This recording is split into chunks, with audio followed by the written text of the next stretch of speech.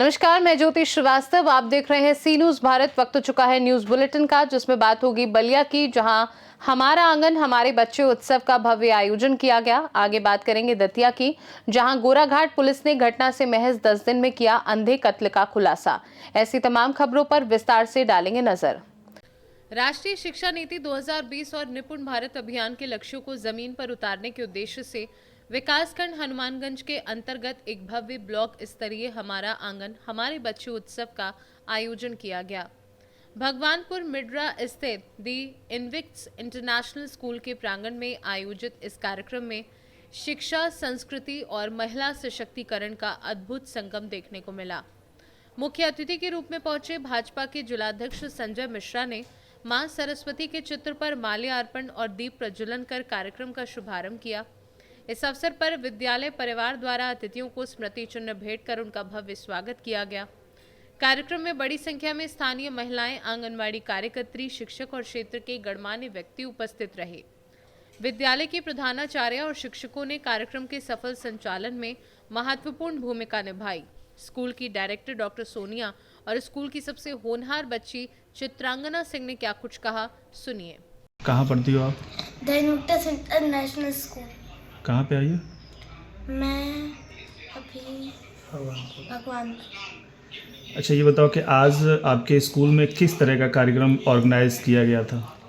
आज कार्यक्रम था हमारा आंगन हमारे बच्चे, जो प्रोग्राम गवर्नमेंट की से उन्होंने ऑर्गेनाइज करवाया था। किस तरह का कार्यक्रम था और आपने क्या आपका रोल था इस कार्यक्रम में?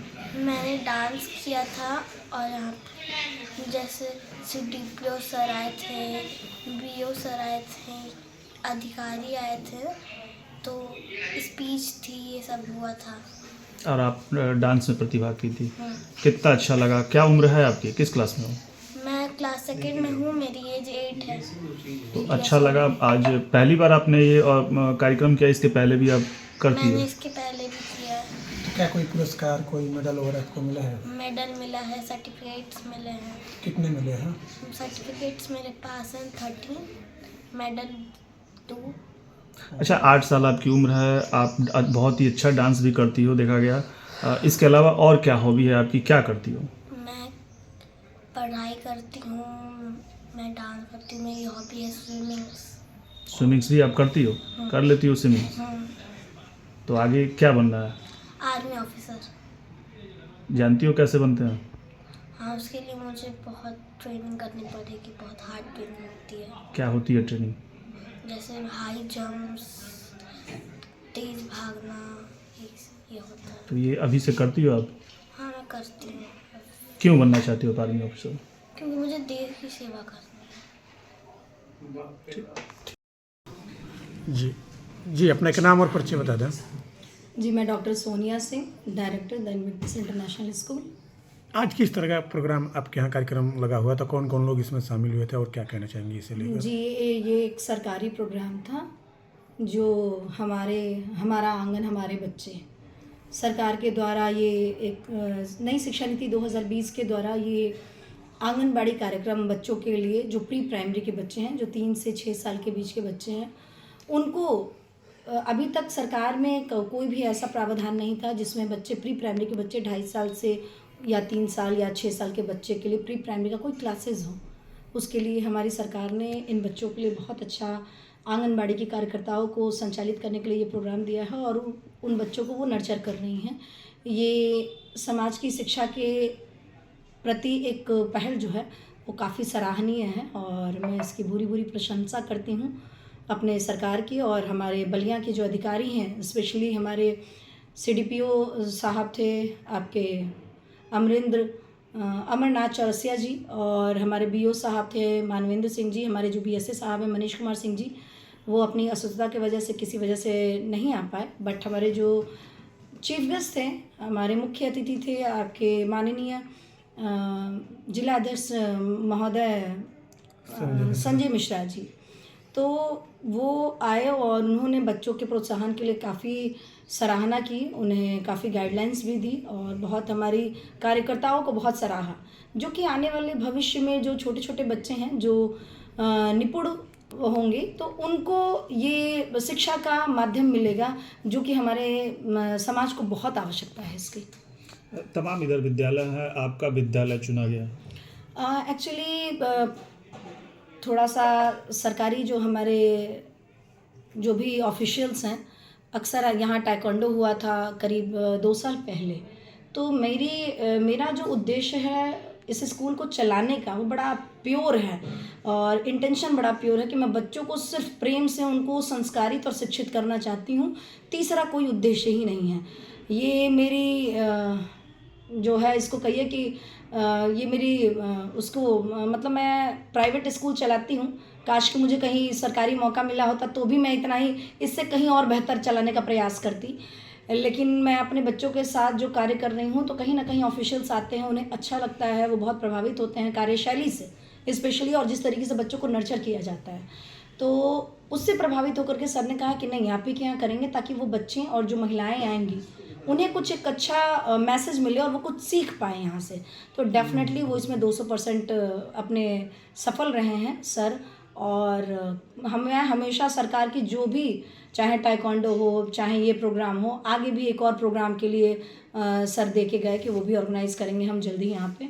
तो ये जितनी भी आंगनवाड़ी कार्यकर्ताएं हैं और जितने भी हमारे ये आंगनवाड़ी के जो बच्चे हैं, इन सभी बच्चों को एक हम यहाँ पे जॉइंट करके गवर्नमेंट के साथ एक प्रोग्राम हम यहाँ लॉन्च करने जा रहे हैं, जिससे कि प्राइवेट गतिविधियों को ये बच्चे भी सीख पाएंगे और हम अपनी आंगनबाड़ी कार्यकर्ताओं को उस तरीके से प्रशिक्षित कर पाएंगे। तो ये इन्विक्टस का एक सहयोग है समाज के प्रति कि उन जो बच्चे वंचित हैं कि इस तरीके का लाभ ना उन्हें मिल पाए, उनके लिए हम सरकार के साथ हाथ मिला के खड़े हैं और कंधे से कंधा मिला के उनका सहयोग करने को तैयार हैं। बलिया से सी न्यूज संवाददाता आनंद दुबे की रिपोर्ट।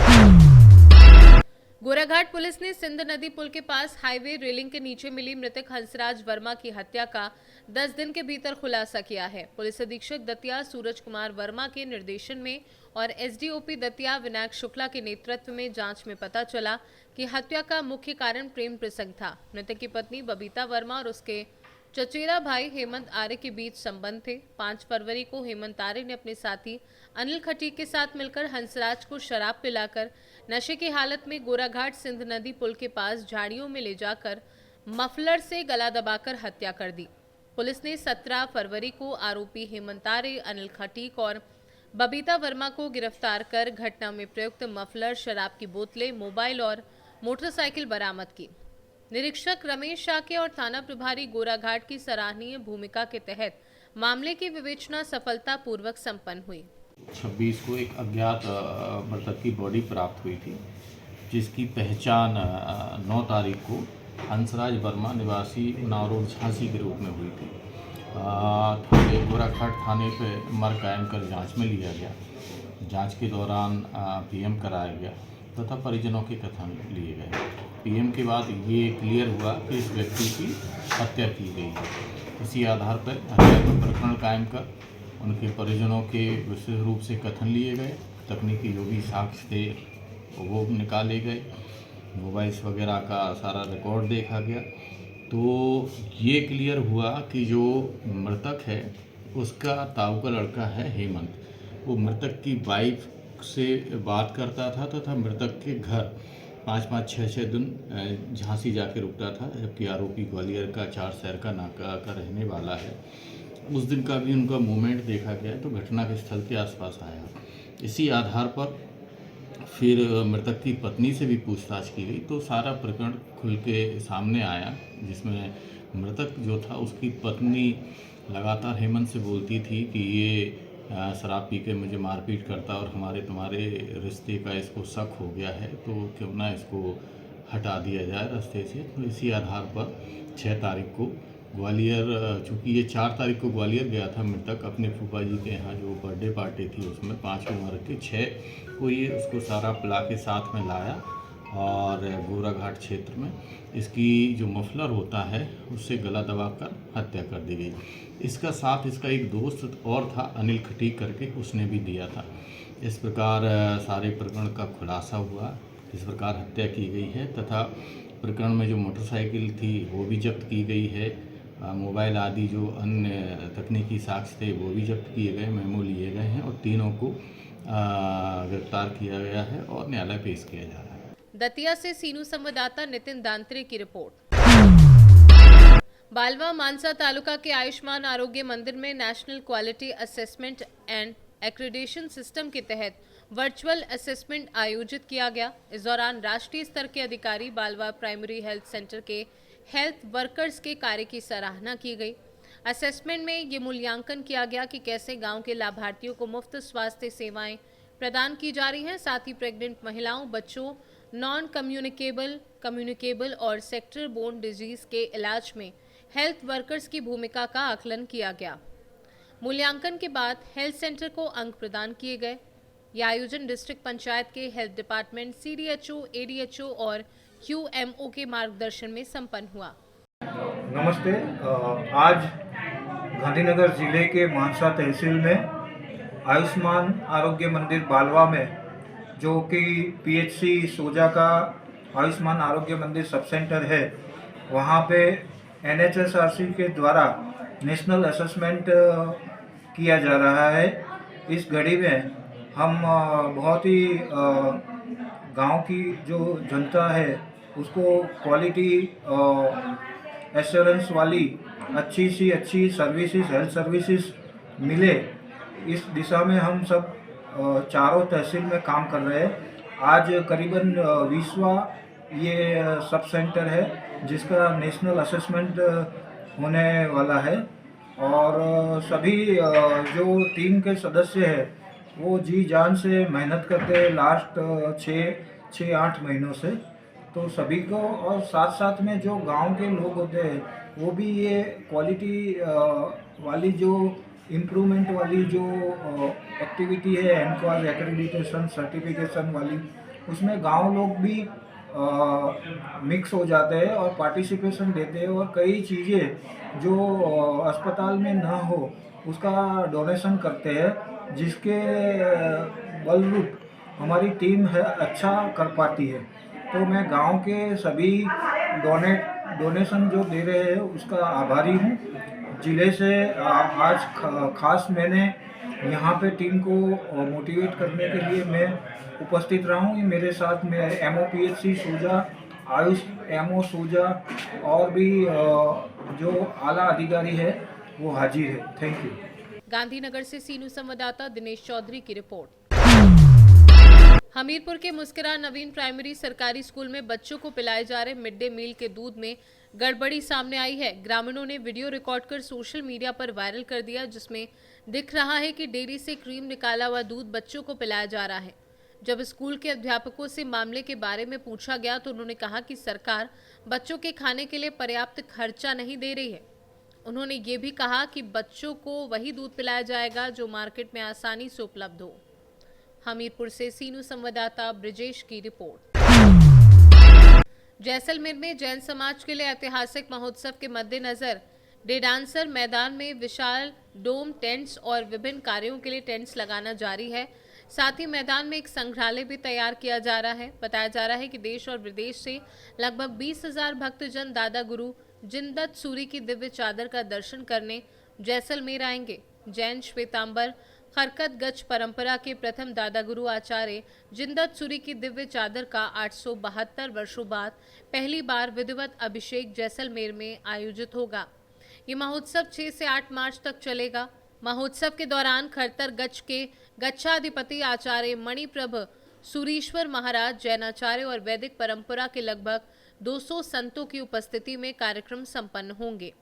समायोजन कार्यकर्ता नवीन राखेचा, जैसलमेर के KUP अध्यक्ष धर्मवीर राखेचा और KMP अध्यक्ष अलका जिंदानी ने बताया कि महोत्सव का उद्घाटन 6 मार्च को राष्ट्रीय स्वयंसेवक संघ के सर संचालक मोहन भागवत करेंगे। 8 मार्च को उपाध्याय महेंद्र सागर महाराज को आचार्य पद प्रदान किया जाएगा। जैसलमेर से सीनू संवाददाता दीपक जिंदानी की रिपोर्ट।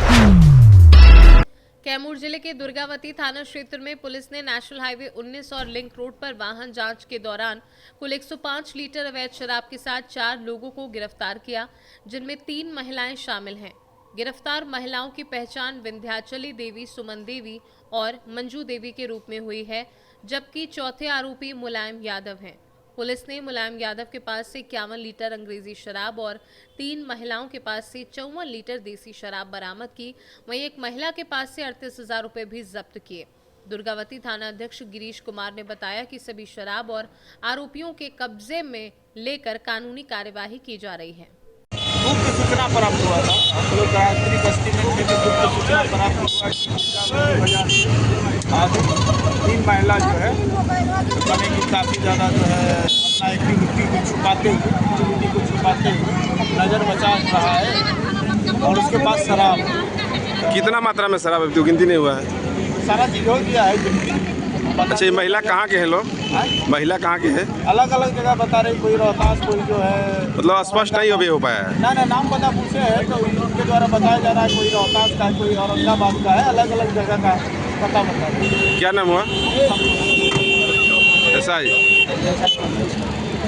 कैमूर से सीनू संवाददाता राम प्रवेश तिवारी के साथ नन्हे तिवारी की रिपोर्ट। कैमूर जिले के सोहन थाना क्षेत्र के कौनी गांव से पुलिस ने अंधविश्वास और भूत प्रेत के मामलों में संलिप्त एक युवक गोविंद कुमार प्रजापति को गिरफ्तार किया है। आरोपी पर झाड़ फूक और अंधविश्वास फैलाने का आरोप है। शिकायत के आधार पर पुलिस ने त्वरित कार्यवाही करते हुए उसे घर से हिरासत में लिया और आवश्यक पूछताछ के बाद न्यायिक हिरासत में भेज दिया।